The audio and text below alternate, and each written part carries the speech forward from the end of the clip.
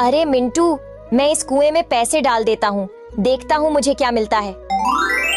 अरे वाह, मुझे तो साइकिल मिल गया। अब मैं भी इस कुएं में सोना डाल देता हूँ, देखता हूँ मुझे क्या मिलता है।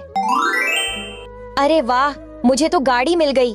अरे दोस्तों, मैं इस कुएं में कोयला डाल देता हूँ, देखता हूँ मुझे क्या मिलता है। लेकिन उससे पहले अगर आप भी अपने पापा से प्यार करते हैं तो वीडियो को लाइक और चैनल को सब्सक्राइब करें और कमेंट में आई लव पापा जरूर लिखें।